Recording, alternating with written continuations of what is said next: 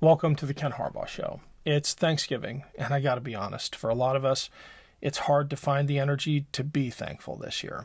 I'm going to try my best to make the case for thankfulness in this moment, even with all that has happened. But first, I want to acknowledge what so many of us are feeling. After the results of the presidential election, I felt devastated. Not just disappointed, not just frustrated, devastated. For many of us, it feels like we no longer recognize the country we live in, like the values we thought were foundational to America have been abandoned by millions of our fellow citizens. As a veteran, someone who wore this nation's uniform, it is so disorienting to think that the nation I served now wants this. I've spoken to so many vets who feel the same way, who see the election of Donald Trump as a betrayal by their own countrymen of the values they swore to uphold and the freedoms they fought to defend. And I've had moments where I've felt that too, moments of deep doubt when I wonder if this is still the same country that I swore to support and defend. Maybe you've felt that. Maybe you're feeling it right now. Maybe you're spending Thanksgiving with loved ones sitting across the table from people whose values you no longer recognize, people who perhaps you now see in a different light because of how they voted. If that's where you are, I get it. I'm there with you. I am surrounded by my extended family this Thanksgiving, and I know for a fact that some of them voted for Donald Trump. That's hard.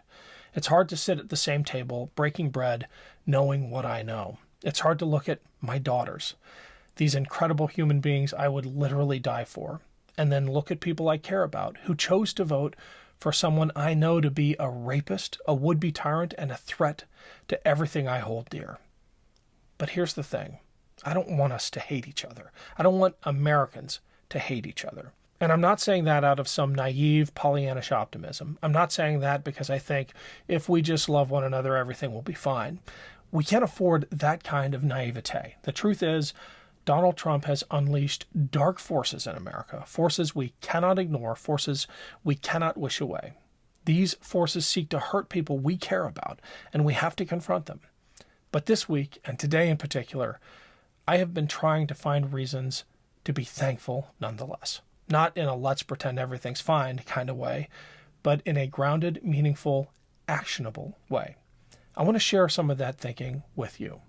My hope is that it'll give you something to hold on to, not just for today, but for the hard days ahead. Let's start with this. A majority of Americans did not vote for Donald Trump.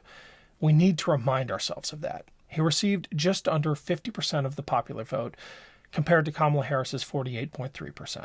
But here's the thing. Even that number, 50%, represents less than a quarter of all Americans when you include those who did not or could not vote. And even if we focus just on those who did vote, Donald Trump does not have a mandate, not even close. His margin of victory in this election was so narrow that you have to go all the way back to 1960 to find a winning campaign with a margin that close. Most Americans do not want him to be their president. That's a fact. And that's something to be thankful for. Now, let's talk about the motivations of the people who did vote for him. This is where it gets complicated, because I don't want to sugarcoat the reality. There is still deep racism in this country, and misogyny, and transphobia. And yes, those forces absolutely played a role in Donald Trump's victory. But here's the thing. Not everyone who voted for him is a bad person. I know it's tempting to go there. But I bet if you think hard, you know someone in your life who voted for Donald Trump because they were lied to.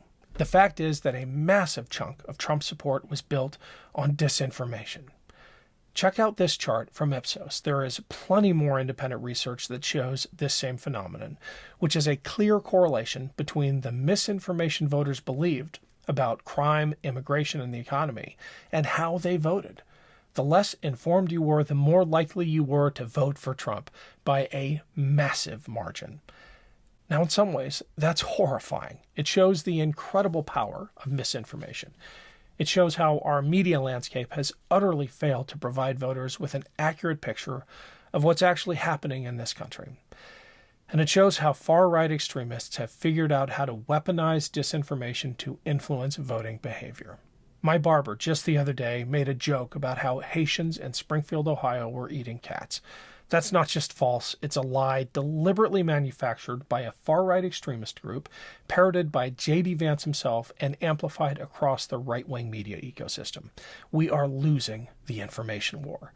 That's the bad news. But here's the good news. A huge percentage of Trump's voters didn't vote for him because they support his vision for America.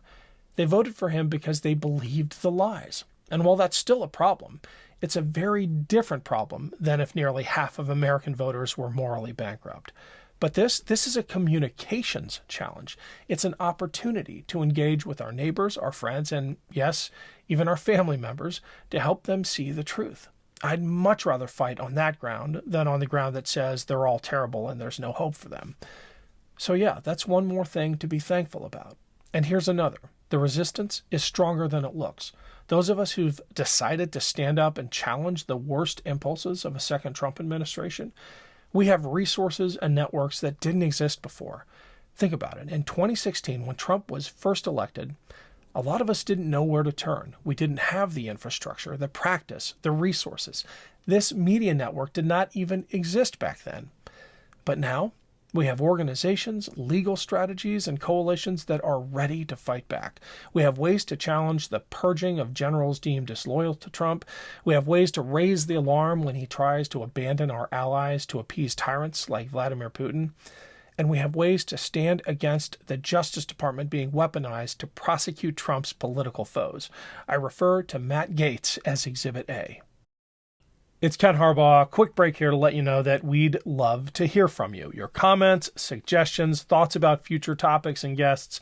Email us at info@thekenharbaughshow.com and make sure to rate and review us on iTunes or wherever you get your podcasts. Thanks, and back to the show. To be sure, the power that will be available to President Trump in his second term is enormous. It's terrifying.